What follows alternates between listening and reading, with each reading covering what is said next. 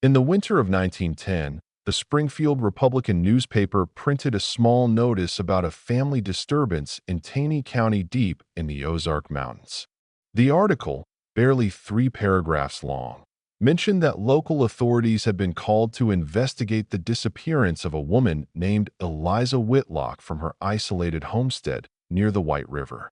What the newspaper failed to mention was that this brief report would be the beginning of one of the most disturbing cases in Ozark history, one that would remain largely undocumented for decades. Before we dive into the story, I want you to know that this case touches on some deeply disturbing themes involving family violence and psychological terror. If you're interested in true crime stories that examine the darker corners of human nature, click the like button and subscribe to the channel so you don't miss tomorrow's shocking stories. Also, please leave a comment letting me know where you're watching from and what time it is there right now. Your engagement helps us continue bringing these important stories to light. Now let's continue with the story. The story of the Whitlock family begins not with tragedy, but with hope and the promise of a new beginning.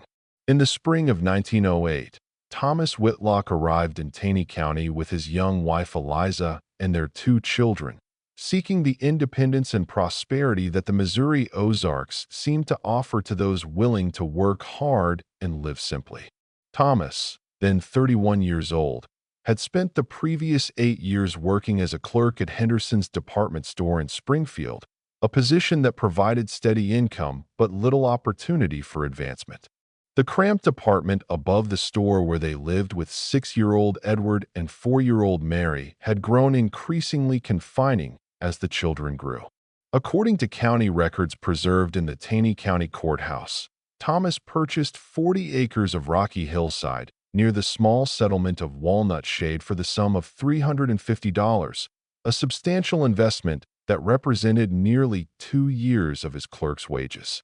The property sat approximately 15 miles south of Forsyth, the county seat, accessible only by a winding dirt road that became nearly impassable during the spring rains and winter snows that characterized the Ozark climate. Eliza Crawford Whitlock brought her own credentials to their new life.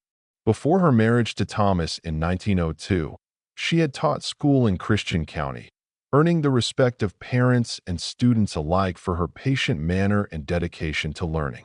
At 29, she possessed the practical skills that frontier life demanded, from preserving food and tending livestock to treating minor injuries and illnesses without access to professional medical care. Her education, unusual for women of her generation in rural Missouri, made her a valuable asset to any community fortunate enough to claim her residence. The homestead itself consisted of a modest 2-story timber frame house, constructed sometime in the 1890s by the previous owner who had abandoned the property after a series of poor harvests. Thomas spent his first summer on the land making necessary repairs to the roof and foundation, while Eliza worked to establish a kitchen garden and restore the neglected fruit trees that dotted the eastern slope of their property. A small barn provided shelter for their livestock, which initially consisted of 2 milk cows, a few chickens, and a team of horses necessary for transportation and farm work. The isolation that would later prove so devastating initially seemed like a blessing to the Whitlock family. Their nearest neighbors, Joseph and Martha Miller, lived nearly a mile away across a wooded hollow, while the settlement of Walnut Shade, consisting of little more than a general store, a 1-room schoolhouse, and a handful of homes, required a 3-mile journey along treacherous mountain roads. This distance from the complications and gossip of town life appealed to Thomas, who had always preferred his own company to social gatherings, and it allowed Eliza to focus on creating a comfortable home for their growing children. During their first 2 years on the homestead, the Whitlocks appeared to thrive in their new environment. Thomas proved surprisingly adept at the practical skills that mountain farming required, learning to coax crops from the rocky soil and to repair equipment with whatever materials he could find or afford. Eliza's garden flourished under her careful attention, providing vegetables and herbs that supplemented their diet and could be preserved for the long mountain winters. Edward and Mary adapted quickly to their new surroundings, exploring the wooded slopes and limestone caves that surrounded their home with the fearless curiosity that characterizes childhood. The local community, though sparse, welcomed the Whitlocks with the reserved friendliness typical of Ozark residents. Martha Miller occasionally visited Eliza to share preserving recipes and local knowledge about which wild plants could be safely harvested for food and medicine. Thomas would join the other men at Henderson's General Store in Walnut Shade for occasional conversations about weather, crops, and local news, though he never lingered long or developed the close friendships that often sustained families through the hardships of rural life. Yet even during these seemingly peaceful early years, certain aspects of Thomas's character hinted at the darkness that would later consume his family. Joseph Miller would later recall that Thomas displayed an unusual preoccupation with the boundaries of his property, walking the perimeter repeatedly and becoming agitated when he discovered evidence that hunters or travelers had crossed his land. He installed heavy locks on all the outbuildings and insisted that Eliza keep the house secured even during daylight hours, explaining these precautions as necessary protection against thieves and drifters who supposedly roamed the isolated mountain roads. As 1910 approached, the Whitlock homestead had achieved a measure of prosperity that might have satisfied a less troubled man. The family's savings account at the Taney County Bank reflected 2 years of careful management and hard work, and their property had improved considerably under Thomas's determined efforts. But something in Thomas Whitlock's mind had begun to shift during those long mountain winters, something that would transform their refuge into a prison and their father and husband into their greatest threat. The first signs that something had shifted in Thomas Whitlock's mind became apparent during the autumn of 1909, though those who noticed the changes initially attributed them to the natural stresses of mountain farming and the approaching winter. Joseph Miller, whose property bordered the Whitlock homestead to the east, would later recall in testimony given to investigators that Thomas began walking his property lines with increasing frequency, sometimes multiple times in a single day, carrying a rifle and muttering to himself about trespassers and boundary violations. According to Miller's detailed account preserved in the Taney County Historical Society archives, these patrol walks often occurred at dawn or dusk when visibility was poor, and Thomas would sometimes call out challenges to perceived intruders who existed only in his increasingly troubled imagination. When Miller encountered his neighbor during one of these episodes in October 1909, Thomas appeared genuinely startled, as if emerging from a trance, and explained his behavior by claiming that hunters from neighboring counties had been poaching on his land and stealing his livestock. The physical modifications Thomas began making to the homestead during this period reflected his growing paranoia about security and invasion. Working primarily at night by lantern light, he reinforced all exterior doors with additional wooden bars and installed heavy iron bolts that could only be operated from inside the house. He constructed wooden shutters for every window, explaining to Eliza that they were necessary protection against winter storms, though the Ozark climate had never previously required such extensive weatherproofing for homes in the region.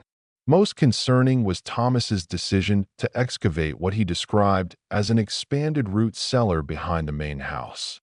This project, which began in late October 1909, required weeks of backbreaking labor as Thomas dug deep into the rocky hillside, often working through the night despite Eliza's concerns about his health and exhaustion. The cellar's dimensions, as later documented by investigators, were far larger than necessary for food storage, measuring approximately 12 feet by 8 feet and extending nearly 7 feet underground. Eliza's own journal entries from this period, discovered decades later, reveal her growing alarm at her husband's behavior and her attempts to understand the changes she witnessed.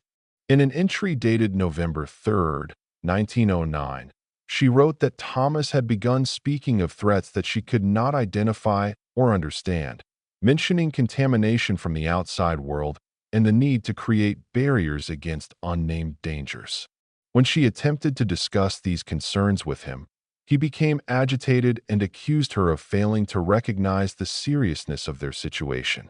The children, Edward, now 8 years old and Mary 6, began exhibiting their own responses to the tension that pervaded their home. Their teacher at the Walnut Shade Schoolhouse, Abigail Thornton, noted in her personal diary that both children had become increasingly withdrawn and reluctant to participate in classroom activities. Edward, once an eager student who delighted in reading aloud, now sat silently at his desk and flinched when spoken to directly.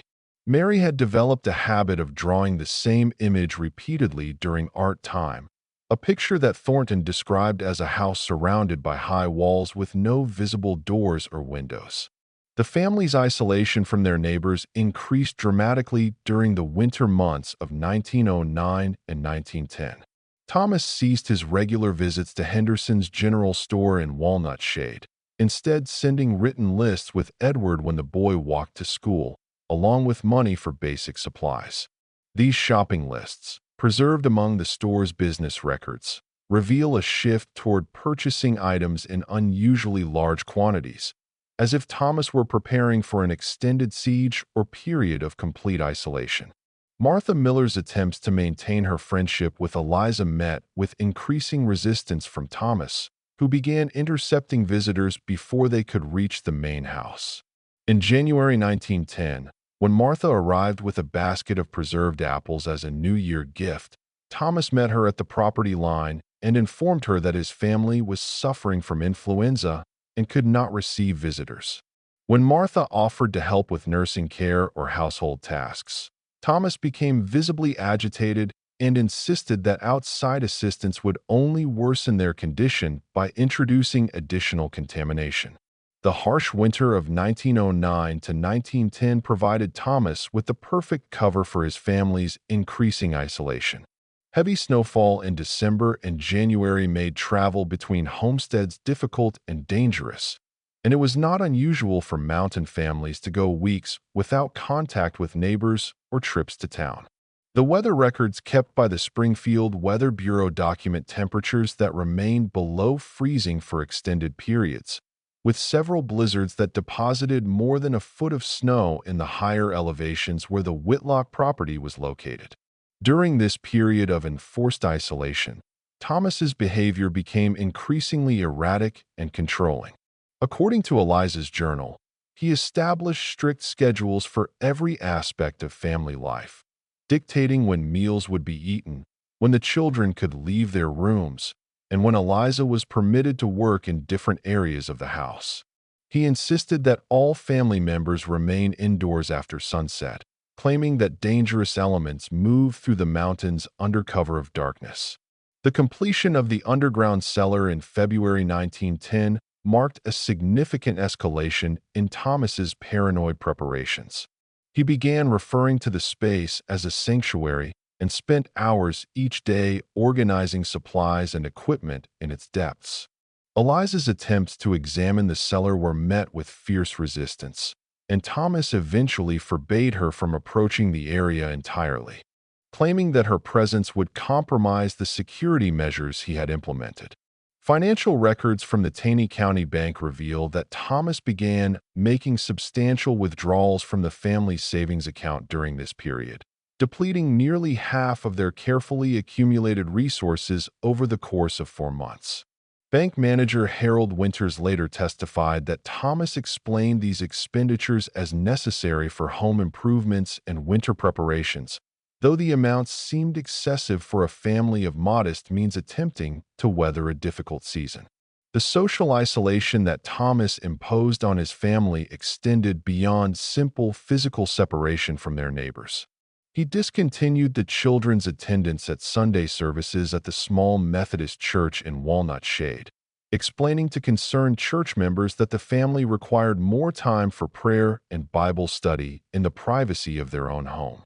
This withdrawal from one of the few social institutions available in their remote community effectively severed the family's remaining connections to the outside world. As spring approached in 1910, Neighbors began to notice that the Whitlock homestead appeared abandoned despite clear evidence that the family remained in residence. Smoke continued to rise from the chimney, and occasional movement could be glimpsed through the shuttered windows, but no family members were seen working in the gardens or tending to livestock as had been their custom in previous years. The property took on an ominous atmosphere that discouraged casual visitors and created an invisible barrier between the Whitlocks and their community. Joseph Miller's final attempt to check on his neighbors occurred in early March 1910, when he noticed that the Whitlock family's milk cows appeared to be suffering from neglect.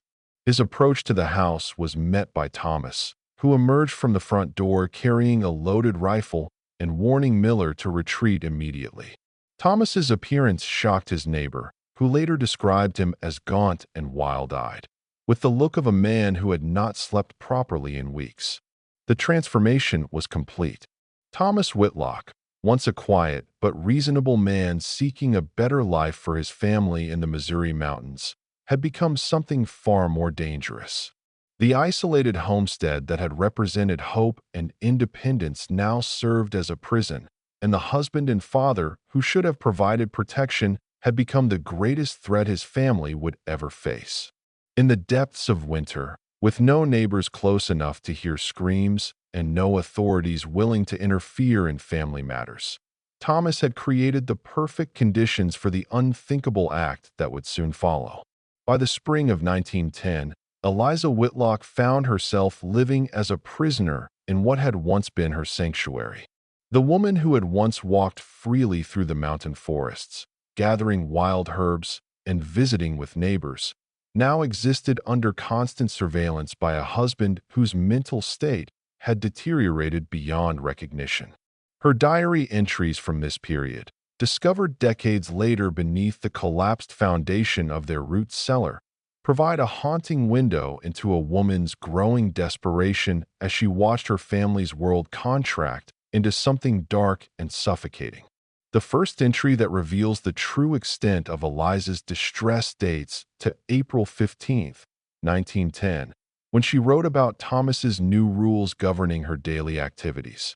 He had forbidden her from opening any windows during daylight hours, claiming that the mountain air carried contamination from neighboring properties.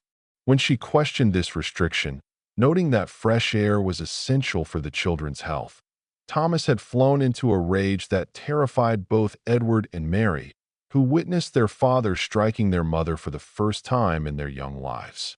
Eliza's attempts to maintain some semblance of normal family life became increasingly difficult as Thomas's paranoia expanded to encompass every aspect of their existence. He began inspecting her correspondence before allowing her to send letters to her sister Catherine in Springfield, eventually prohibiting all outside communication entirely. When Catherine's letters arrived at the Walnut Shade post office, Thomas would collect them himself and later inform Eliza that no mail had been received, though neighbors occasionally mentioned seeing him burning papers behind the house during his nightly vigils. The children's education, once a source of pride for both parents, became another casualty of Thomas's deteriorating mental state. In May 1910, he abruptly withdrew Edward and Mary from the schoolhouse in Walnut Shade, informing teacher Abigail Thornton that he would assume responsibility for their instruction at home. Thornton's diary records her concern about this decision, noting that both children had already begun showing signs of emotional distress that she feared would worsen without the social interaction and stability that school provided. Harriet Bowman, the local midwife who had assisted with Mary's birth 6 years earlier, made what would prove to be her final visit to the Whitlock homestead in June 1910. Bowman had been summoned by a message claiming that Eliza was suffering from female complaints and required medical attention, though she later suspected that Eliza herself had found a way to request help without Thomas's knowledge. The midwife's written account of this visit, preserved in her professional records, describes a household that felt more like a fortress than a home. According to Bowman's testimony, Thomas remained present throughout her examination of Eliza, refusing to allow them privacy despite the intimate nature of women's medical concerns.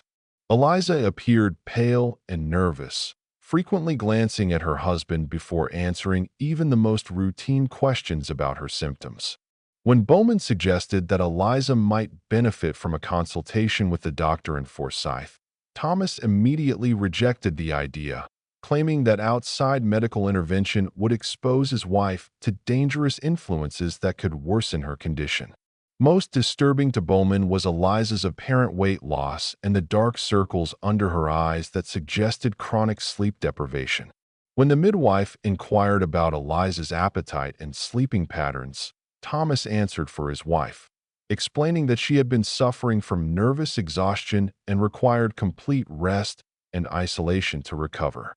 Eliza's own responses were limited to nods and single-word answers, behavior that Bowman found completely uncharacteristic of the intelligent and articulate woman she had known.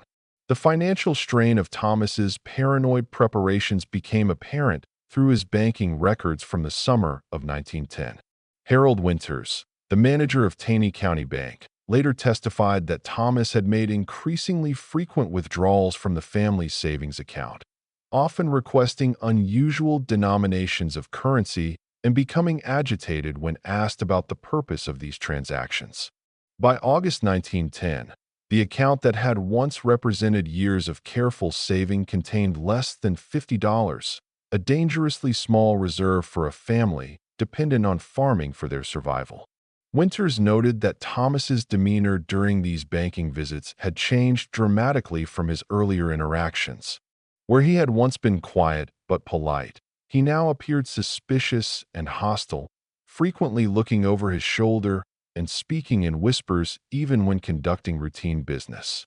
On one occasion, Thomas demanded to know whether the bank kept records of customer transactions and became extremely upset when Winters explained that such records were required by law and were maintained for auditing purposes.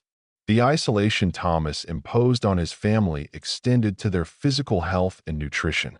Neighbors began noticing that the Whitlock property showed signs of neglect, with gardens left unplanted and livestock appearing undernourished despite the family's presence on the homestead.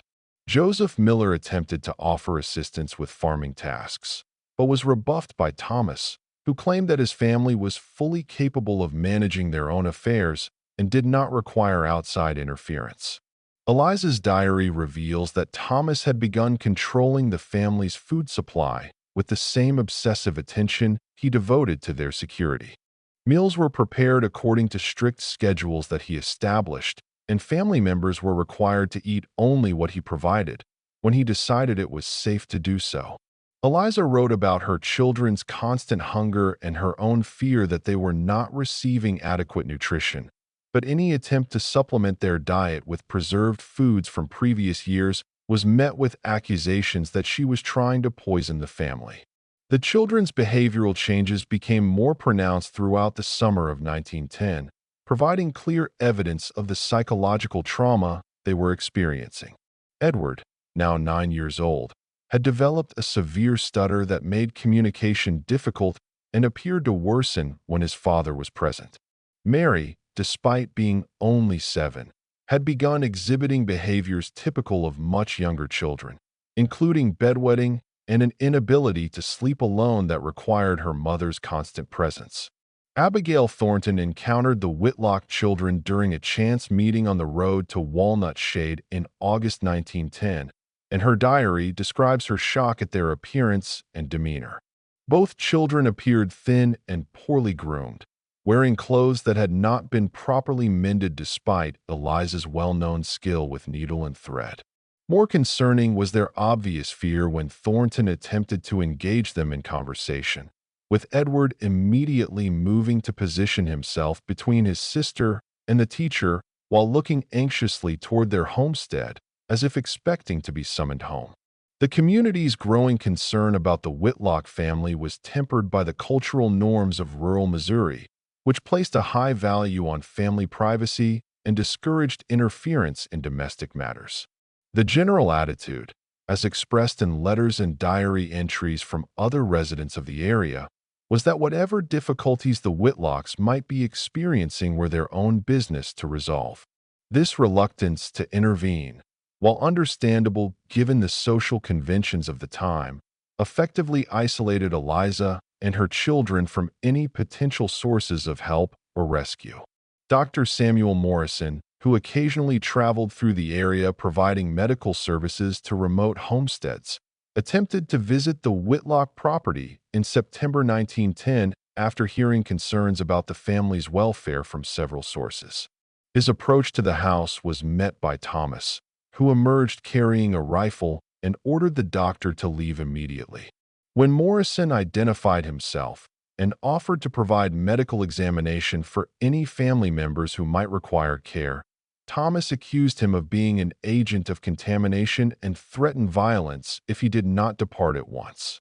Morrison's account of this encounter, recorded in a letter to his colleague in Springfield, describes Thomas as appearing to be in the grip of severe mental illness, exhibiting the classic symptoms of paranoid delusion and persecution complex that Morrison had observed in patients at the state asylum. The doctor noted that Thomas seemed genuinely convinced that outside forces were conspiring against his family and that his extreme measures were necessary for their protection, making him all the more dangerous because of his sincere belief in the righteousness of his actions. As autumn approached in 1910, Eliza's diary entries became increasingly desperate and fragmented, suggesting that her own psychological state was deteriorating under the constant stress and fear. Her handwriting, once neat and controlled, became erratic and difficult to read, with frequent crossouts and revisions that spoke to her mental agitation.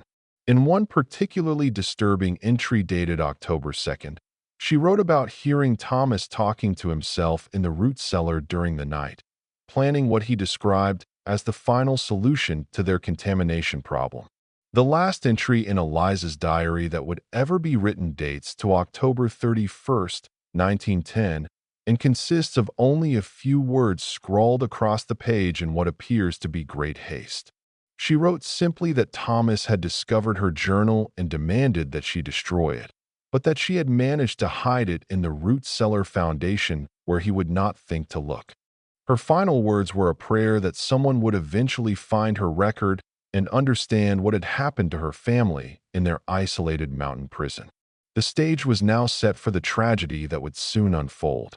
Thomas Whitlock's mental illness had progressed to the point where he viewed his own wife and children as potential threats to be eliminated rather than loved ones to be protected. Eliza, trapped by geography, social convention, and her husband's increasingly violent paranoia, faced the approaching winter with the terrible knowledge that her family's ordeal was far from over. The leather-bound diary, discovered in 1952 beneath the collapsed foundation of the Whitlock root cellar, provided investigators with the most intimate and terrifying account of Eliza's final months.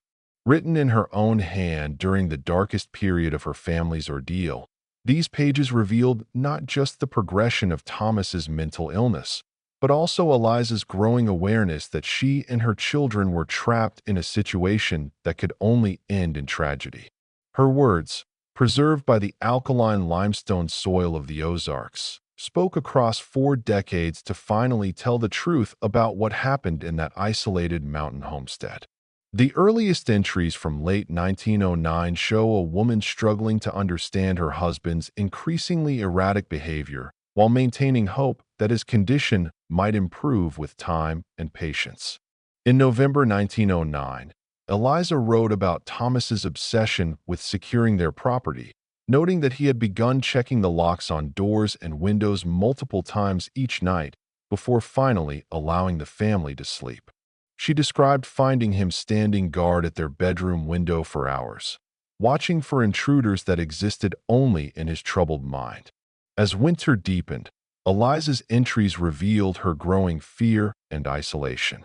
On December 18, 1909, she documented Thomas's decision to bar her from leaving the house without his explicit permission and escort. When she protested that she needed to gather firewood and tend to their animals, Thomas accused her of planning to signal their enemies and provide information about the family's defensive preparations.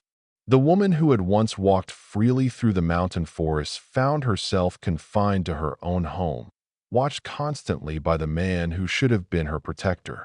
The diary entries from early 1910 chronicle Thomas's increasing control over every aspect of family life, including their children's education and social development.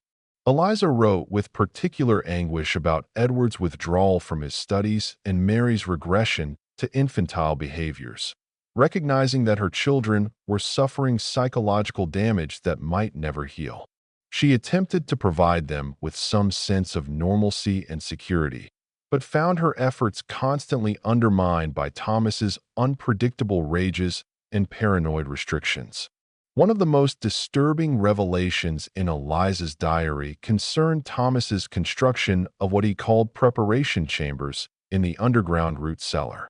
Beginning in February 1910, she documented his nightly excavation work, often conducted in complete secrecy while the rest of the family slept. When she attempted to examine the cellar during his absence, Eliza discovered that Thomas had divided the space into separate compartments, each equipped with restraints and supplies that suggested he was preparing for some kind of extended confinement. The diary reveals that Eliza gradually came to understand the true nature of Thomas's mental deterioration through careful observation of his speech patterns and behavior. She noted that he frequently spoke to invisible companions, carrying on detailed conversations with people who were not present and becoming agitated when family members interrupted these exchanges. During these episodes, Thomas would discuss elaborate plans for protecting his family from contamination, using language that suggested he no longer distinguished between imagined threats and reality. In March 1910, Eliza documented what she described as the most terrifying night of her life, when Thomas attempted to convince her that their children had been replaced by impostors sent by their enemies to gather intelligence about the family's defenses. He insisted that the real Edward and Mary were being held prisoner somewhere, and that the children sleeping in their beds were dangerous infiltrators who needed to be dealt with accordingly. Only Eliza's desperate intervention prevented Thomas from harming his own children, whom he temporarily failed to recognize in his psychotic state. The diary entries from spring 1910 show Eliza's growing desperation as she realized that escape from their situation was becoming impossible. Thomas had hidden her shoes and outdoor clothing, claiming that exposure to the outside air would make her vulnerable to the contamination he believed was spreading through the mountains. He monitored her activities constantly, becoming suspicious of any behavior that deviated from the rigid routine he had established for the household. Eliza's attempts to seek help from neighbors or authorities were systematically thwarted by Thomas's vigilance and the family's geographic isolation. She wrote about trying to signal distress to Martha Miller during one of her attempted visits, but Thomas's presence made communication impossible. When the midwife Harriet Bowman arrived in June, Eliza had hoped to convey her desperate situation, but Thomas's constant supervision prevented her from revealing the truth about their circumstances. The financial pressures created by Thomas's paranoid preparations added another layer of stress to the family's deteriorating situation. Eliza documented his excessive spending on locks, tools, and supplies for the underground chambers, noting that their savings were being depleted rapidly despite her protests about their need to preserve resources for basic necessities.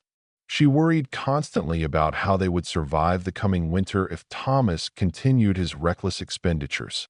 Perhaps most heartbreaking were Eliza's entries about her children's suffering and her inability to protect them from the psychological trauma they were experiencing. She wrote about Edward's nightmares and Mary's regression to bedwetting, recognizing these as symptoms of severe emotional distress, but lacking any means to provide the professional help her children desperately needed. Her maternal instincts drove her to shield them as much as possible from Thomas's worst episodes, but she knew that her efforts were insufficient to prevent the lasting damage being inflicted on their young minds. The diary reveals that Eliza began making desperate plans for escape during the summer of 1910, carefully observing Thomas's patterns of behavior to identify opportunities when she might be able to flee with her children. She documented the locations where he hid their outdoor clothing and noted the times when his attention was focused on his underground construction project. However, these plans were complicated by the children's deteriorating physical condition and her fear that they would not survive a journey through the mountains to reach help. In July 1910, Eliza made what may have been her most dangerous attempt to communicate with the outside world, writing a letter to her sister Catherine that detailed their desperate situation and pleaded for intervention. She managed to hide this letter in the root cellar, hoping that it might eventually be discovered if something happened to her. But the letter was never sent, and Thomas's surveillance made any attempt at secret communication extremely risky. The diary's most chilling entries date from August and September 1910, when Eliza began to suspect that Thomas was planning something far more drastic than simple imprisonment. She wrote about overhearing him talking to himself about final solutions and permanent protection from contamination, using language that suggested he was contemplating violence against his own family. These entries reveal a woman who had come to understand that her husband's mental illness had progressed beyond any possibility of recovery or reasoning. Eliza's final coherent diary entry, written in early October 1910, expresses her acceptance that escape was no longer possible, and her focus had shifted to documenting the truth about their situation for future discovery. She wrote about hiding the diary in the foundation of the root cellar, hoping that someday investigators would find her record and understand what had happened to her family. Her last words in the journal were a prayer for her children's souls and a plea for forgiveness for her inability to save them from the monster their father had become. The diary, discovered decades later, provided more than just evidence of Thomas Whitlock's guilt. It offered a window into the mind of a woman facing an impossible situation with courage and clarity. Eliza's words revealed not only the horror of her family's final months, but also the strength of character that allowed her to maintain her sanity and maternal love even as her world collapsed around her. Her testimony from beyond the grave would finally ensure that the truth about the Whitlock tragedy could never again be buried in silence. The exact date when Eliza Whitlock drew her final breath remains unknown, lost somewhere in the harsh winter months of 1910, when snow and isolation provided perfect cover for the unthinkable act that Thomas had been planning in the depths of his deteriorating mind. What investigators would later piece together from fragmentary evidence suggests that Eliza's murder occurred sometime between late November and early December 1910, during a period when no neighbors would have reason to visit the remote homestead, and when her absence could be concealed for months without arousing suspicion. The first indication that something had changed at the Whitlock property came from Joseph Miller, who encountered Thomas on the road to Walnut Shade in mid-December 1910. According to Miller's detailed testimony given to investigators 4 decades later, Thomas appeared haggard and nervous, frequently glancing back toward his homestead as if expecting to be followed. When Miller inquired about Eliza's health, mentioning that his wife Martha had not seen her in several weeks, Thomas responded with uncharacteristic curtness that his wife was resting and could not receive visitors due to her delicate condition. The story Thomas began telling about Eliza's absence evolved gradually over the following weeks, becoming more elaborate as neighbors continued to ask about her welfare. Initially, he claimed that she was suffering from nervous exhaustion and required complete isolation to recover. By January 1911, this explanation had transformed into claims that Eliza had expressed dissatisfaction with their mountain life and was considering a return to her family in Springfield. Finally, in February, Thomas announced that his wife had indeed departed, taking only a small valise of personal belongings and leaving no forwarding address. Records from Henderson's General Store in Walnut Shade revealed dramatic changes in Thomas's purchasing patterns following Eliza's disappearance. Store ledgers show that on December 8, 1910, He made an unusually large purchase that included several bars of lye soap, multiple bottles of carbolic acid, and an excessive quantity of quicklime, items that raised no suspicion at the time since they were commonly used for household cleaning and livestock care. However, the quantities Thomas purchased far exceeded normal domestic needs and would later take on sinister significance when investigators considered their potential use in concealing evidence. The isolation imposed by the brutal winter of 1910 to 1911 provided Thomas with the perfect opportunity to establish his narrative about Eliza's voluntary departure. Weather records from the Springfield Bureau document one of the harshest winter seasons in Ozark history, with temperatures remaining below freezing for weeks at a time and snowfall that made travel between homesteads nearly impossible. Under these conditions, neighbors had neither the ability nor the inclination to investigate unusual circumstances at distant properties, accepting Thomas's explanations without question.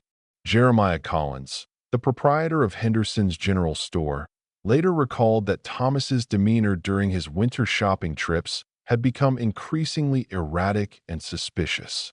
In his personal journal, discovered among his papers after his death in 1938, Collins wrote that Thomas appeared to be suffering from severe sleep deprivation and would often pause mid-conversation, seeming to listen to voices that no one else could hear. When Collins attempted to engage Thomas in the usual pleasantries about family and farming, he received only monosyllabic responses and was often subjected to hostile stares that made him uncomfortable. The children's absence from the Walnut Shade Schoolhouse during the winter months initially drew little attention from teacher Abigail Thornton, who assumed that harsh weather and family illness had prevented their attendance. However, when spring arrived and Edward and Mary failed to return to their studies, Thornton began making inquiries about their welfare. Her attempts to visit the Whitlock homestead were rebuffed by Thomas, who claimed that he had assumed full responsibility for his children's education and no longer required the services of the local school. Evidence of Thomas's increasingly desperate attempts to maintain his deception began emerging in early 1911 when neighbors noticed that he had begun doing women's work around the homestead, tasks that would normally have been Eliza's responsibility. Martha Miller observed Thomas hanging laundry on the line behind the house, work that mountain men typically avoided as beneath their dignity. When she commented on this unusual sight to her husband, Joseph Miller decided to investigate the family's circumstances more directly. Miller's visit to the Whitlock property in March 1911 provided the first clear indication that something was seriously wrong with the family's situation.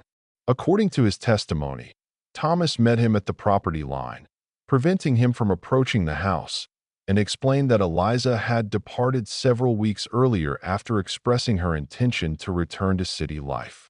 When Miller offered assistance with household tasks that might be difficult for a man managing alone with 2 children, Thomas became visibly agitated and insisted that his family required no outside help or interference. The most damning evidence of Thomas's deception emerged from his correspondence with Eliza's sister Catherine Crawford in Springfield. Bank records show that Thomas forged Eliza's signature on several letters sent to Catherine during the spring of 1911, letters designed to support his story that she had left voluntarily and was considering her future plans. These letters, later examined by handwriting experts, revealed obvious attempts to imitate Eliza's penmanship, with notable differences in letter formation and writing pressure that suggested they were written by someone unfamiliar with her natural hand. Catherine Crawford's growing suspicion about her sister's alleged departure led to increased pressure on Thomas to provide more convincing evidence of Eliza's welfare. In her personal journal, Catherine noted that the letters purportedly from Eliza contained none of the personal details or family references that had characterized their previous correspondence. Most concerning was the complete absence of any mention of Edward and Mary, as Eliza's letters had always been filled with stories about her children's activities and development. The financial evidence of Thomas's guilt became apparent through his banking records from early 1911, which showed continued withdrawals from the account that had previously required both his and Eliza's signatures. Harold Winters, the bank manager, later testified that Thomas claimed his wife had given him power of attorney before her departure, though no such document was ever filed with the bank or county clerk. These withdrawals, totaling nearly the remainder of the family's savings, suggested that Thomas was liquidating their assets in preparation for a possible flight from the area. Dr. Samuel Morrison's second attempt to visit the Whitlock homestead in April 1911 provided additional evidence of the family's deteriorating circumstances. Morrison later reported that both children appeared malnourished and exhibited signs of severe emotional distress, with Edward displaying a pronounced facial tic and Mary appearing to have regressed to a nearly catatonic state. When Morrison attempted to examine the children, Thomas became violently agitated and threatened the doctor with physical harm if he did not leave immediately. The community's growing awareness that something was amiss at the Whitlock property led to increased gossip and speculation about Eliza's fate, though the cultural norms of rural Missouri prevented direct intervention in what was considered a family matter. Local residents began avoiding the homestead entirely, crossing themselves when they passed the property and warning their children to stay away from the area. This social isolation worked to Thomas's advantage, reducing the likelihood that his deception would be exposed through casual observation. By summer 1911, Thomas had successfully established his narrative about Eliza's voluntary departure among the local community, though many residents harbored private doubts about the story's veracity. The absence of any direct communication from Eliza herself, combined with the dramatic changes in her children's behavior and appearance, created an atmosphere of suspicion that never quite crystallized into action. The limitations of rural law enforcement and the reluctance to interfere in domestic matters meant that Thomas's crime remained undetected and unpunished.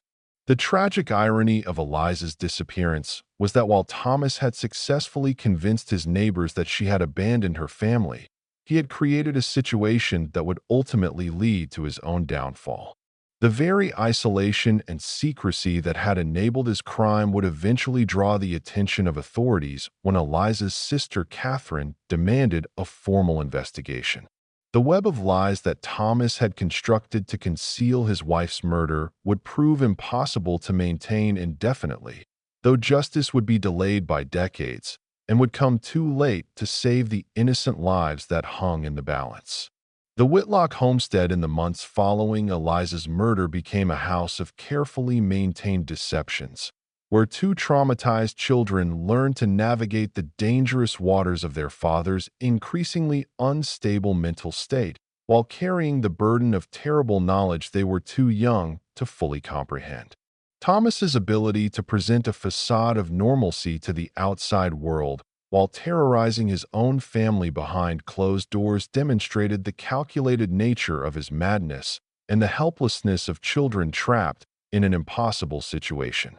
Martha Jenkins arrived at the Whitlock property in June 1911, responding to Thomas's request for household assistance that he claimed was necessary due to his wife's continued absence.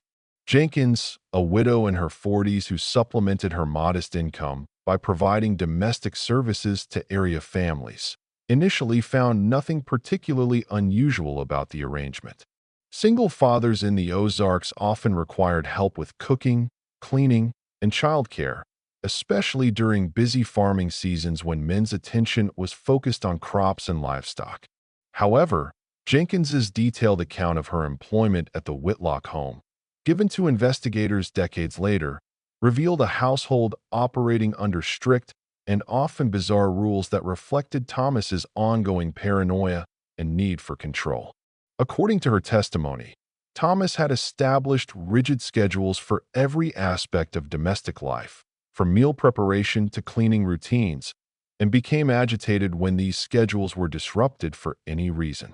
He insisted that all household tasks be completed in his presence, claiming that supervision was necessary to ensure proper standards were maintained. The children's behavior during Jenkins's visits provided clear evidence of the psychological trauma they had endured. Edward, now 10 years old, exhibited severe anxiety symptoms that manifested as a pronounced stutter and an inability to make eye contact with adults. Jenkins noted that the boy would often pause mid-sentence and glance fearfully at his father, as if seeking permission to continue speaking. Mary, despite being 8 years old, had regressed to behaviors typical of much younger children, including thumb-sucking and an apparent inability to speak above a whisper. Most disturbing to Jenkins was Thomas's treatment of his children's emotional needs and natural curiosity about their mother's whereabouts. When Mary would ask about Eliza's return, Thomas would respond with a combination of false reassurance and veiled threats, telling the child that her mother would come back when she learned to be a good girl and stopped asking difficult questions. Edward had apparently learned to avoid the subject entirely, but Jenkins observed him staring longingly at his mother's empty chair during mealtimes with an expression of profound loss that no child should have to bear. The physical evidence of Eliza's presence in the house had been systematically removed or altered by Thomas in ways that suggested both planning and psychological disturbance. Jenkins noted that while Eliza's clothing and personal items had been cleared from the bedroom, Thomas had left certain objects in their original positions, creating an eerie atmosphere where the missing woman's absence was both obvious and unacknowledged. A coffee cup that had apparently been Eliza's favorite remained in its usual place on the kitchen shelf, gathering dust but never moved or cleaned. Jenkins's observations of Thomas's nighttime behavior provided additional evidence of his deteriorating mental state and possible guilt over his wife's fate. She frequently arrived at the homestead in early morning to find Thomas already awake and dressed, sitting at the kitchen table with the appearance of someone who had not slept. When she inquired about his insomnia, Thomas would explain that he was required to maintain vigilance against threats that might approach under cover of darkness, though he never specified the nature of these supposed dangers. The area behind the house where Thomas had constructed his root cellar became strictly off-limits to both Jenkins and the children, with violations of this rule resulting in explosive anger that terrified everyone present. Jenkins later testified that Thomas claimed the cellar contained dangerous tools and chemicals that could harm those unfamiliar with their proper handling. On one occasion, when Mary wandered too close to the cellar entrance, Thomas's reaction was so violent that Jenkins seriously considered terminating her employment, though her financial need ultimately prevented her from taking such action. Edward's education, which had been interrupted by his withdrawal from the Walnut Shade schoolhouse, resumed under Thomas's direct supervision, though Jenkins observed that these lessons often devolved into emotional abuse disguised as instruction. Thomas would become enraged when Edward struggled with reading or arithmetic, interpreting the boy's natural learning difficulties as evidence of moral deficiency or deliberate defiance. These educational sessions frequently ended with Edward in tears and Thomas muttering about the contaminating influence of his wife's family bloodline. The social isolation that Thomas imposed on his family extended to Jenkins herself, who was forbidden from discussing the household's circumstances with neighbors or community members. Thomas made it clear that any breach of this confidentiality would result in immediate termination of her employment and possible retaliation against her personally. This threat was particularly effective because Jenkins, as a widow with limited income opportunities, could not afford to lose the steady wages that her work at the Whitlock homestead provided. Jenkins's most disturbing observation concerned the children's apparent knowledge of information they should not have possessed. On several occasions, she overheard Edward and Mary engaged in whispered conversations that included references to their mother being asleep underground and needing to be very quiet so as not to wake her. When Jenkins attempted to correct these apparent misunderstandings, the children would become visibly frightened and refuse to discuss the matter further, suggesting that they had been threatened with consequences for revealing family secrets. The children's physical health declined noticeably during the period of Jenkins's employment, despite her efforts to provide proper nutrition and care. Both Edward and Mary appeared chronically tired and exhibited signs of stress-related illness, including frequent stomach ailments and headaches that had no apparent physical cause. When Jenkins suggested that the children might benefit from medical examination, Thomas rejected the idea emphatically, claiming that outside medical intervention would expose them to dangerous influences and contamination. Teacher Abigail Thornton's attempts to maintain contact with the Whitlock children were systematically thwarted by Thomas, who refused to allow them to return to school or participate in any community activities. When Thornton visited the homestead in September 1911 to inquire about their educational progress, she found both children visibly changed from their previous selves. In her diary, she wrote that Edward appeared to have aged years in the months since she had last seen him, while Mary seemed to have retreated into herself so completely that she barely acknowledged the teacher's presence. The financial strain of maintaining the household without Eliza's contributions became increasingly apparent as 1911 progressed. Thomas's erratic spending on unnecessary security measures and household supplies had depleted the family's savings, while his neglect of farming activities meant that their income from crops and livestock had declined significantly. Jenkins noted that meals became increasingly meager and that basic necessities were often unavailable, though Thomas continued to spend money on locks, tools, and other items related to his paranoid obsessions. By winter 1911, the Whitlock household had settled into a grim routine of survival and concealment that would continue for several more years. The children had learned to navigate their father's unpredictable moods while carrying the weight of terrible knowledge they could never safely reveal. Jenkins continued her employment despite her growing unease, bound by financial necessity and the cultural expectation that family matters should remain private regardless of how disturbing they might appear to outsiders. The tragedy of the Whitlock children's situation was compounded by the complete absence of any effective intervention or protection from the adult community that surrounded them. Teachers, neighbors, and even paid household help observed clear signs of abuse and trauma, but the combination of social conventions, economic pressures, and Thomas's careful manipulation of his public image meant that no one took decisive action to remove the children from their dangerous circumstances. Edward and Mary would continue to live with their father and the terrible secret of their mother's fate for several more years, their childhood sacrificed to one man's descent into madness and murder. The spring of 1915 brought an unexpected development that would force Thomas Whitlock to abandon the carefully constructed life he had built on his wife's grave. Abigail Thornton, the persistent schoolteacher who had never forgotten her concerns about the Whitlock children, finally took the decisive action that would set in motion the events leading to the family's hasty departure from the Missouri Ozarks. Her formal complaint to the Taney County School Board about the children's prolonged absence from education represented the first official challenge to Thomas's authority and the beginning of the end for his reign of terror.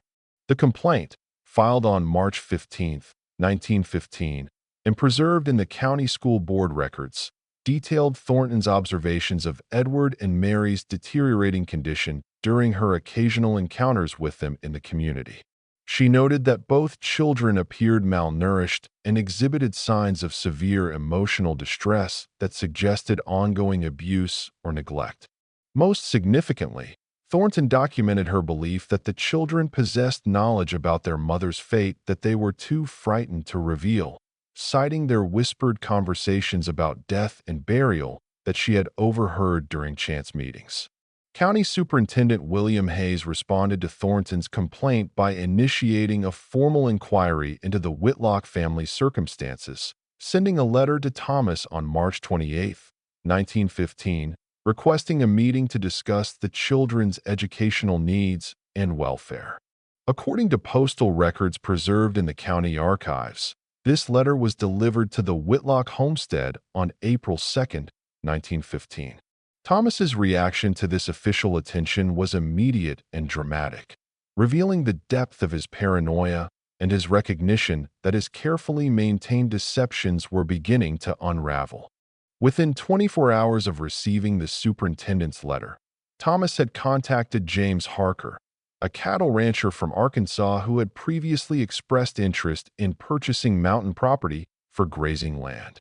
The speed with which Thomas initiated sale negotiations suggests that he had been preparing for the possibility of a hasty departure, perhaps maintaining contact with potential buyers as part of a contingency plan should his situation become untenable. The property was listed for sale at significantly below its assessed value, indicating Thomas's desperation to complete the transaction quickly. Martha Jenkins, who had continued her employment at the Whitlock household despite her growing unease about the family's circumstances, observed the frantic activity that characterized the property's final weeks under Thomas's ownership. According to her later testimony, Thomas worked almost continuously to remove or destroy evidence of his family's life on the homestead, burning papers and personal belongings in massive bonfires that burned for days. Most concerning was his obsessive attention to the root cellar area, where he spent hours each night with shovels and lime, engaged in activities that Jenkins was forbidden from observing or questioning. The children's response to their impending departure revealed the complex mixture of relief and terror that characterized their emotional state after years of living under their father's control. Edward, now 14 years old, had developed into a withdrawn and suspicious teenager who flinched at sudden movements and rarely spoke above a whisper. Mary, at 12, exhibited signs of severe developmental delay that suggested prolonged psychological trauma, displaying behaviors more typical of a much younger child and appearing unable to comprehend the permanent nature of their upcoming move. James Harker's purchase of the Whitlock property was completed with unusual haste, with the sale finalized on April 20th, 1915, less than 3 weeks after Thomas received the superintendent's letter. The purchase price of $600 represented a substantial loss from the property's estimated value, but Thomas accepted the offer without negotiation, apparently prioritizing speed over financial return. Harker later recalled that Thomas seemed desperate to conclude the sale, asking repeatedly about the timeline for completion and becoming agitated when standard legal procedures caused delays. The family's departure from the homestead occurred under cover of darkness on April 25, 1915, with Thomas loading their minimal possessions into a wagon and leaving the property before dawn to avoid observation by neighbors. Joseph Miller, whose property adjoined the Whitlock land, reported hearing the sounds of departure but assumed that Thomas was making an early trip to town for supplies. Only when Harker arrived to take possession did the community learn that the Whitlock family had vanished as suddenly and mysteriously as Eliza had disappeared 5 years earlier. The destination Thomas chose for his family's new life was Kansas City, a sprawling urban center where anonymity was possible and past histories could be easily concealed. City directories from 1915 show that Thomas initially rented a small apartment in a working-class neighborhood, using his savings from the property sale to support the family while he searched for employment. The transition from rural isolation to urban anonymity represented a dramatic change that would prove challenging for children who had been raised in virtual imprisonment on a remote mountain homestead. Thomas's employment as a night watchman at Morrison Warehouse suited his preference for solitude and his need to avoid close scrutiny from supervisors or co-workers. The position required him to work alone during overnight hours, patrolling the facility and ensuring the security of stored goods. This schedule allowed him to maintain minimal contact with other employees while providing steady income to support his family's basic needs. His supervisor, Robert Morrison, later described Thomas as a reliable but peculiar employee who kept to himself and never discussed his personal circumstances. The children's adjustment to urban life was complicated by their lack of formal education and their profound psychological damage from years of trauma and isolation. Edward, despite his age, possessed only rudimentary reading and writing skills, while Mary appeared to function at the level of a much younger child. Both children exhibited extreme social anxiety and an inability to interact normally with peers, behaviors that drew unwanted attention from teachers and social workers who occasionally inquired about their welfare. Edward's employment at the same warehouse where his father worked provided some stability and income for the family, though his emotional problems made him an unreliable employee who struggled with the basic social interactions that workplace situations required. His supervisors noted his competence with routine tasks but observed that he became extremely agitated when required to communicate with strangers or handle unexpected situations. These limitations restricted his advancement opportunities and kept the family in a perpetual state of financial precarity. Mary's social development remained severely stunted throughout their years in Kansas City, with neighbors describing her as a strange and withdrawn girl who rarely left their apartment and never seemed to develop friendships with other children in the area. Her inability to function independently or form normal relationships suggested that the trauma she had experienced during her early childhood had caused permanent psychological damage that would affect her throughout her life. The family's social isolation in Kansas City mirrored their previous circumstances in the Ozarks, though now it was maintained through choice rather than geographic necessity. Thomas continued to discourage contact with neighbors and prohibited his children from forming friendships or participating in community activities. This deliberate isolation served to protect the family's secrets while ensuring that no outside observers could detect the ongoing effects of their traumatic past. Thomas's health began to decline noticeably during the 1920s, with neighbors occasionally observing him experiencing what appeared to be episodes of confusion or disorientation. His paranoid tendencies, while less obvious in the urban environment, continued to influence his behavior and decision-making. He remained convinced that outside forces posed threats to his family's security and maintained the rigid control over household activities that had characterized their life in the mountains. The death of Thomas Whitlock in 1931 from pneumonia complications finally freed his children from the immediate control of the man who had dominated and terrorized their lives for over 2 decades. However, the psychological damage inflicted during their formative years would continue to affect both Edward and Mary for the remainder of their lives, shaping their ability to form relationships, pursue opportunities, and find peace with their traumatic past. The escape from the Missouri mountains had provided physical safety, but could not erase the memories and trauma that would haunt the Whitlock children until their deaths. Edward's military service during World War II represented perhaps his only opportunity to find purpose and meaning outside the shadow of his family's tragic history, though even this experience was cut short by his death in combat in 1944. Mary's marriage to Richard Coleman in 1929 offered hope for a normal life, but her psychological scars would continue to manifest in anxiety, phobias, and an inability to fully engage with the world around her. The escape from the Ozark Mountains had saved their lives, but the cost of their survival would be measured in decades of suffering and the permanent loss of their capacity for trust and joy. The former Whitlock property passed through several owners during the decades following the family's hasty departure, gradually falling into disrepair as successive inhabitants focused their attention on other areas of the mountainous land. By 1950, the original homestead buildings had deteriorated significantly, with the main house becoming a popular gathering place for local teenagers who were drawn to its reputation as a haunted location where strange sounds could sometimes be heard on quiet nights. The property's dark history had faded into local folklore, remembered only as vague stories about a woman who had mysteriously disappeared and a family that had vanished without explanation. Walter and Ruth Simmons purchased the abandoned property in early 1952 with plans to establish a hunting lodge that would cater to wealthy sportsmen from St. Louis and Kansas City, seeking authentic Ozark wilderness experiences. The couple, both successful business owners in their 50s, had been searching for investment opportunities in rural Missouri and were attracted by the property's isolation and the abundant wildlife that populated the surrounding forests.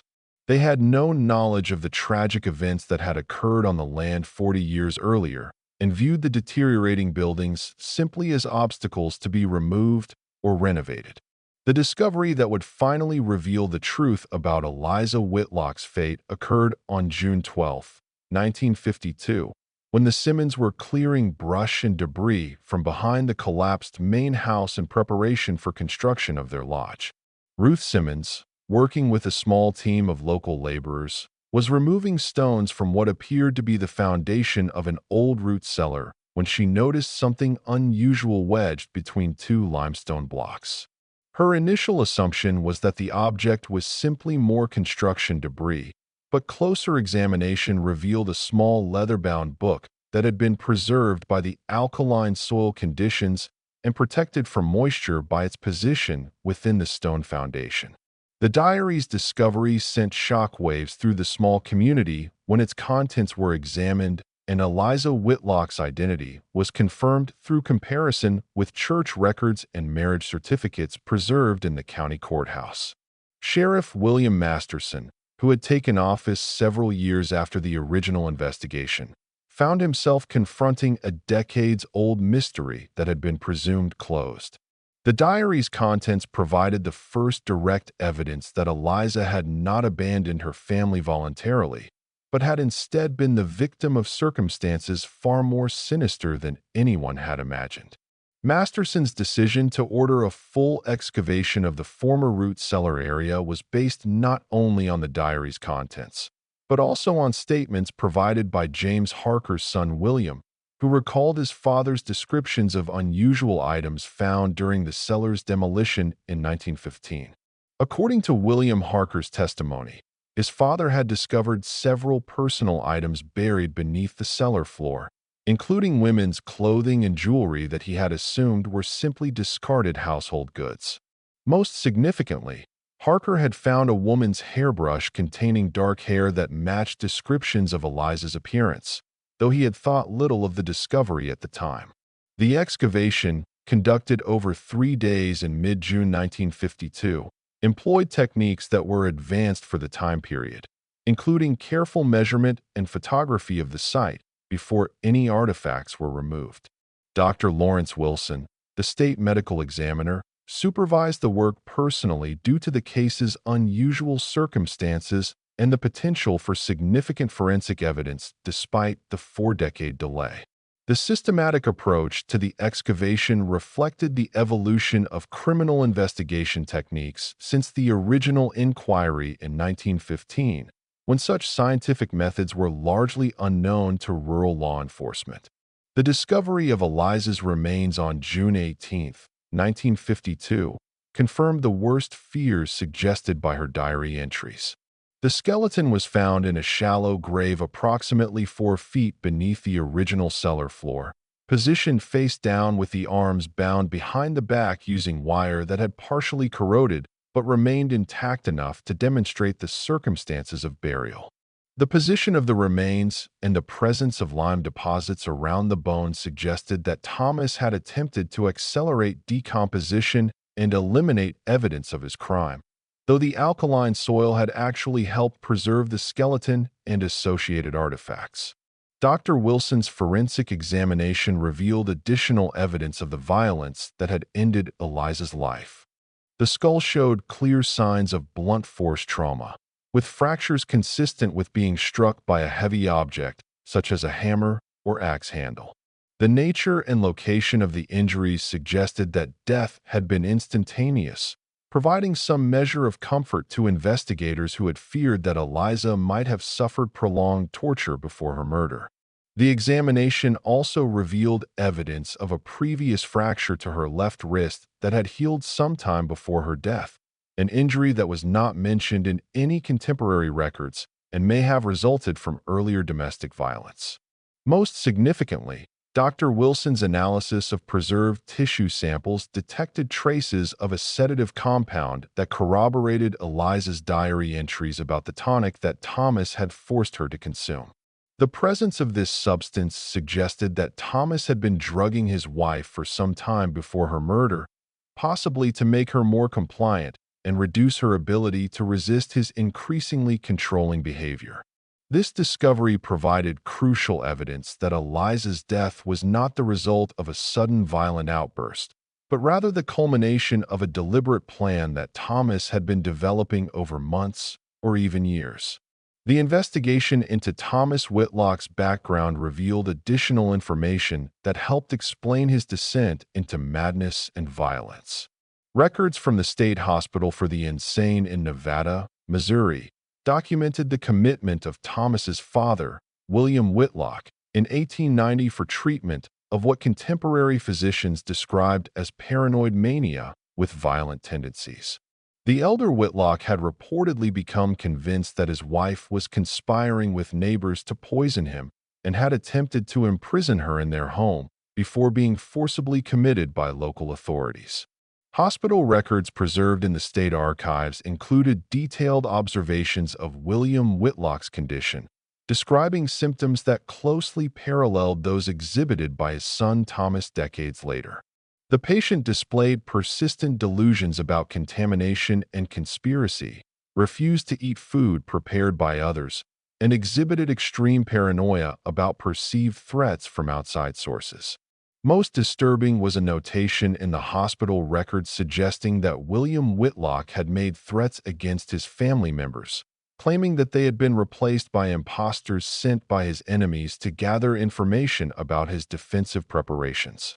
The hereditary nature of mental illness was poorly understood in the early 20th century, but the similarities between father and son's symptoms suggested a genetic predisposition that might have been triggered by the isolation and stress of mountain living.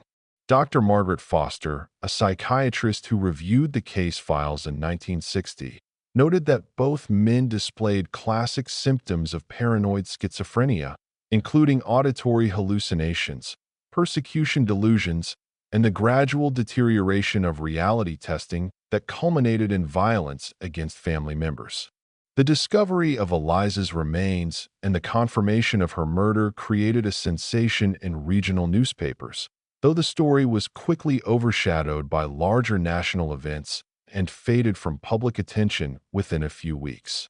The Springfield Leader devoted several articles to the case, describing it as one of the most shocking crimes in Ozark history and raising questions about the effectiveness of rural law enforcement in protecting vulnerable family members from domestic violence. However, the newspaper's coverage focused primarily on the sensational aspects of the discovery rather than the systemic failures that had enabled the tragedy.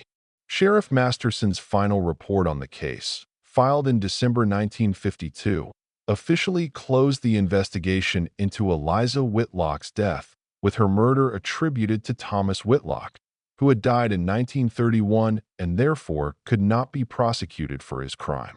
The report noted the limitations that had prevented effective intervention during the original investigation, including the geographic isolation of the homestead, the cultural reluctance to interfere in family matters, and the primitive state of forensic science in 1915.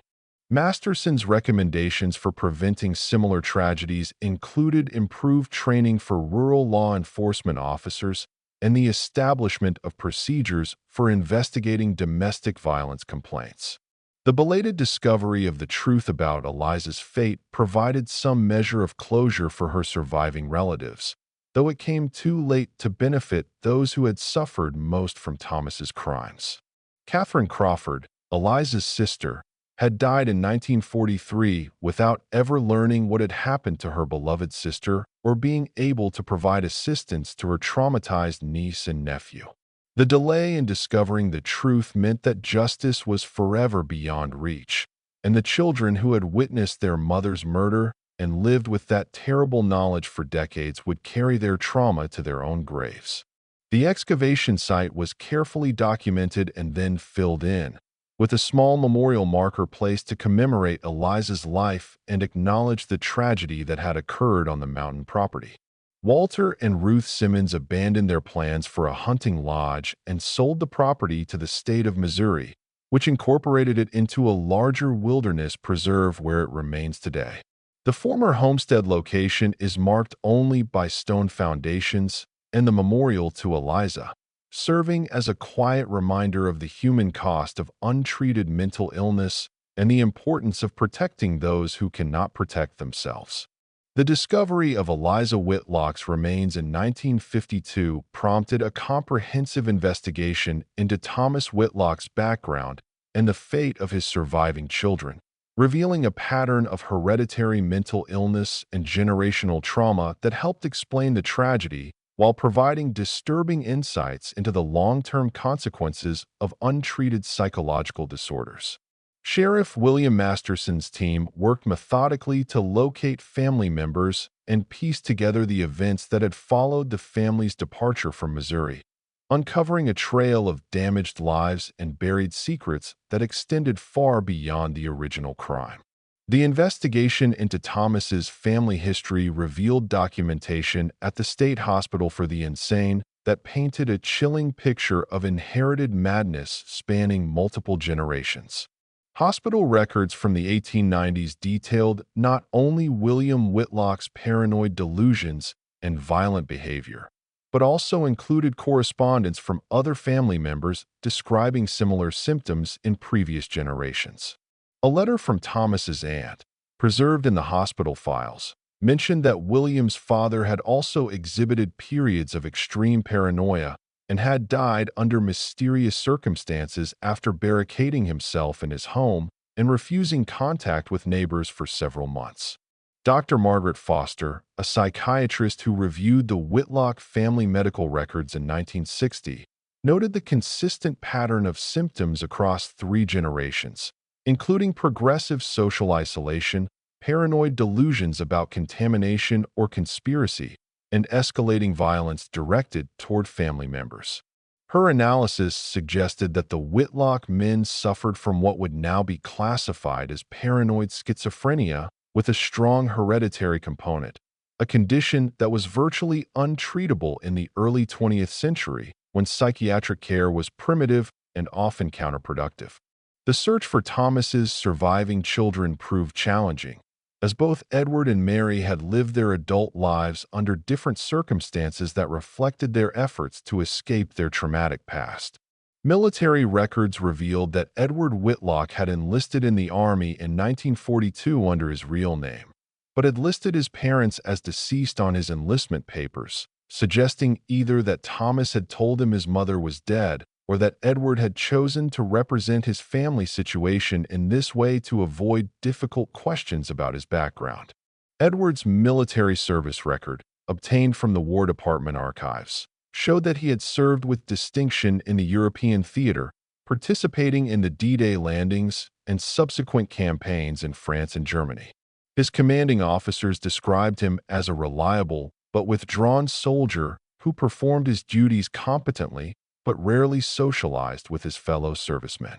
The psychological evaluation conducted during his military physical noted signs of chronic anxiety and emotional detachment that were attributed to the stresses of combat, though these symptoms had likely originated from his childhood trauma.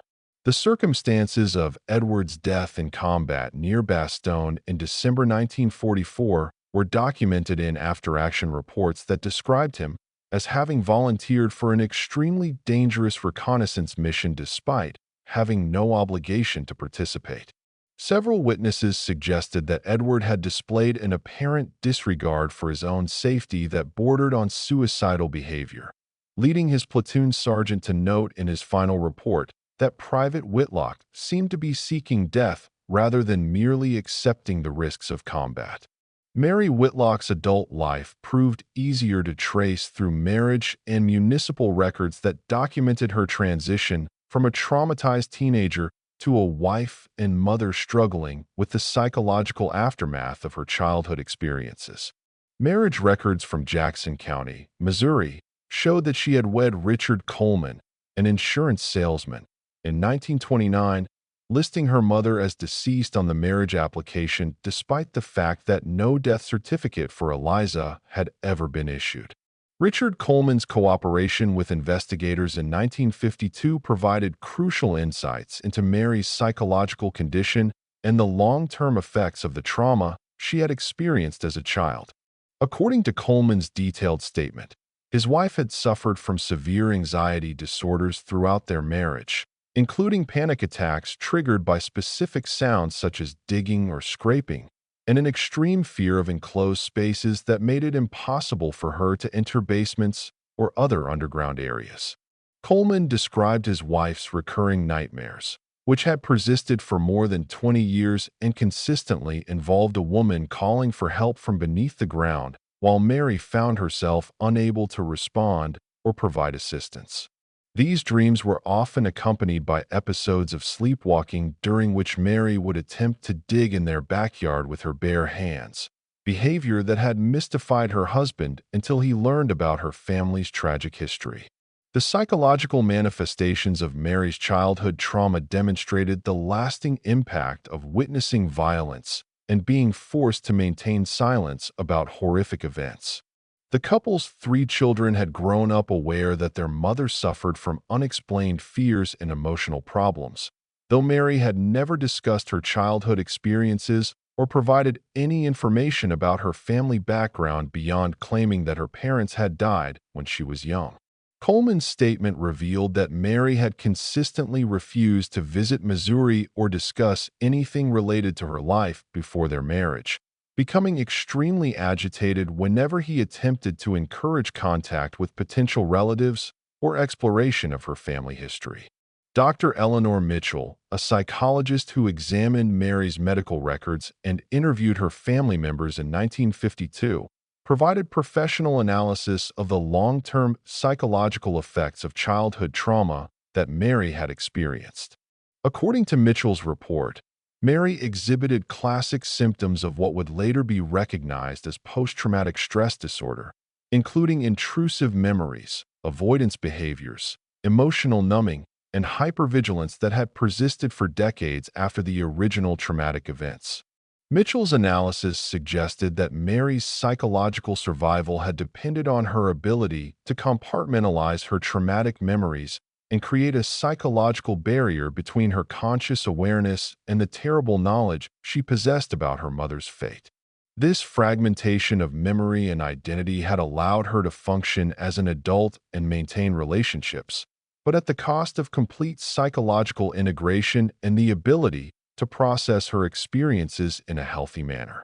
The investigation revealed that Mary's emotional problems had significantly impacted her ability to parent her own children, creating a cycle of intergenerational trauma that extended the damage caused by Thomas's original crimes.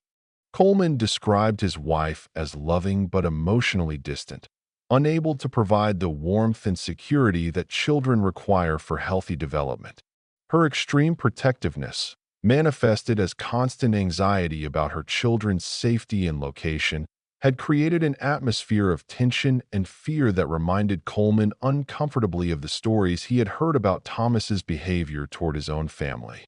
The discovery of Mary's childhood drawings in 1955, found among her possessions after her death from cancer, provided the most direct evidence of her suppressed memories and the psychological impact of witnessing her mother's murder. The drawings, created when Mary was between 5 and 8 years old, consistently depicted scenes of burial and underground confinement, with stick figures representing family members positioned above and below ground level.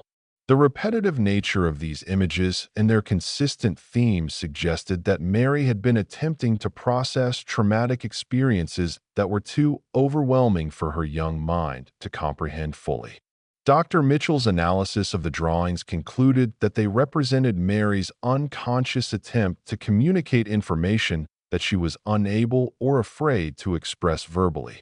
The images provided clear evidence that Mary had witnessed or been aware of her mother's burial, and that this knowledge had been deeply embedded in her psyche despite her conscious efforts to suppress the memories. The drawings also suggested that Mary had understood at some level, that her mother's disappearance was permanent and violent rather than voluntary, contradicting the story that Thomas had told about Eliza's abandonment of the family.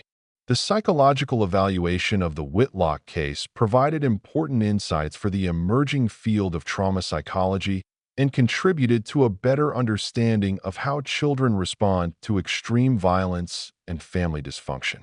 The case became a subject of study for researchers interested in the long-term effects of childhood trauma, the intergenerational transmission of psychological damage, and the ways in which untreated mental illness can destroy multiple generations of a family. The official closure of the Whitlock case in December 1952 marked the end of a 40-year mystery, but it also highlighted the limitations of the criminal justice system in addressing crimes that extend beyond the immediate perpetrator to encompass systemic failures of community protection and mental health intervention. The delay in discovering the truth about Eliza's fate meant that justice was impossible, and the survivors of Thomas's crimes had been forced to carry their trauma without support or acknowledgement of their suffering. The reckoning that came with the discovery of Eliza's remains provided answers to long-standing questions, but it also revealed the full scope of the damage that one man's untreated mental illness had inflicted on multiple generations of his family and community. The case served as a stark reminder of the importance of early intervention in cases of domestic violence and mental health crisis, and the devastating consequences that can result when warning signs are ignored or dismissed as private family matters beyond the reach of public concern or protection.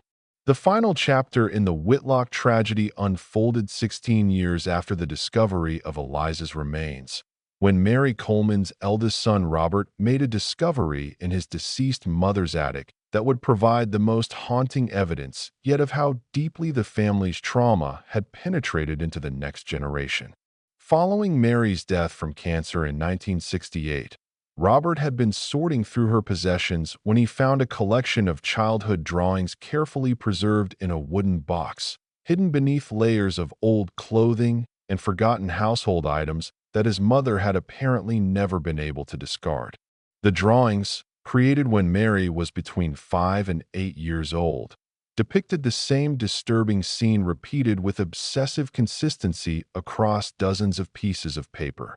Each drawing showed a small female figure positioned beneath what appeared to be floorboards or ground, with larger stick figures standing above. The images were rendered in dark pencils and crayons, with heavy pressure applied to the lines representing the earth or floor, creating deep impressions that spoke to the emotional intensity behind their creation. One particular drawing, labeled in a child's uncertain handwriting with the words, "Mama sleeping," showed a scene that was unmistakably a burial, with a man-shaped figure holding what appeared to be a shovel while a smaller figure watched from nearby. The repetitive nature of these images, combined with their consistent themes of confinement and burial, provided clear evidence that Mary had witnessed or been aware of events surrounding her mother's death, despite her lifelong inability to speak about these experiences consciously. Dr. Eleanor Mitchell, the psychologist who had previously analyzed Mary's case, examined the drawings at Robert Coleman's request and provided a written assessment that was both professionally illuminating and personally heartbreaking. According to Mitchell's analysis, the drawings demonstrated several characteristics typical of children who have experienced severe trauma, including the compulsive repetition of disturbing themes, the use of heavy pressure when depicting certain elements, and the positioning of figures in constrained or buried positions that reflected the child's understanding of death and violence. Mitchell's report concluded that the drawings provided compelling evidence that Mary had possessed detailed knowledge about her mother's fate from a very early age, knowledge that had been too dangerous to express verbally, but had found outlet through her artwork. The consistency of the imagery across multiple drawings indicated that this was not momentary fantasy or imagination, but rather the persistent intrusion of traumatic memories that Mary's young mind had been unable to process or integrate in any healthy way. Robert Coleman's decision to contact the Taney County Historical Society represented his attempt to find meaning in his mother's suffering and to ensure that the truth about his grandmother's fate would be preserved for future generations. In his letter to the Historical Society, dated August 15, 1968, Robert wrote that discovering the drawings had finally helped him understand his mother's lifelong struggle with anxiety and depression, as well as her inability to discuss her childhood or maintain normal relationships with her own children. The letter revealed that Mary had been an emotionally distant mother who struggled to provide the warmth and security that children require for healthy development. Robert described his childhood as marked by his mother's constant anxiety about his whereabouts and safety, her inability to tolerate being separated from her children for even brief periods, and her extreme reactions to everyday situations that reminded her of her traumatic past. These behavioral patterns, which had seemed inexplicable at the time, now made tragic sense in light of what Robert had learned about his family's history. Most poignantly, Robert's letter described his mother's apparent attempts to protect her children from the knowledge that had tormented her throughout her life. Mary had consistently refused to discuss her parents or childhood, claiming that such topics were too painful to revisit and that dwelling on the past served no useful purpose. Her children had grown up believing that their maternal grandparents had died in an accident when their mother was young, never suspecting that they were the descendants of both a murder victim and her killer. The discovery of the drawings also shed new light on several incidents from Mary's adult life that had previously seemed like ordinary quirks or phobias, but now revealed themselves as symptoms of deeply buried trauma. Robert recalled his mother's extreme reaction to construction work being done in their neighborhood, how she would become physically ill at the sound of digging or earth-moving equipment. He also remembered her refusal to allow the family to plant a garden or make any modifications to their backyard, claiming that she preferred to keep the space natural and undisturbed. The Historical Society's decision to include Mary's drawings in their permanent collection of materials related to the Whitlock case ensured that future researchers would have access to this unique documentation of childhood trauma and its long-term psychological effects. The drawings became part of a growing body of evidence that helped criminologists and psychologists better understand how children respond to extreme violence and how traumatic experiences can shape entire lives even when they remain consciously suppressed. Dr. Samuel Hirsch, a forensic psychiatrist who studied the complete Whitlock case files in 1970, used Mary's drawings as part of a broader analysis of intergenerational trauma and its transmission through families affected by severe mental illness and violence. His research, published in the American Journal of Psychiatry, noted that Mary's artistic expressions provided rare insight into the immediate psychological impact of witnessing parental murder, documenting how such experiences become embedded in a child's developing psyche and continue to influence behavior decades later. The case of the Whitlock family became a subject of academic study for researchers interested in rural crime patterns, domestic violence prevention, and the long-term effects of childhood trauma. Universities in Missouri and surrounding states incorporated the case into their criminology and psychology curricula, using it to illustrate the importance of early intervention in cases of family violence and the devastating consequences that can result when mental health issues go untreated in isolated communities. The transformation of the former Whitlock property into part of a state wilderness preserve ensured that the site would be protected from development while serving as a quiet memorial to the tragedy that had occurred there.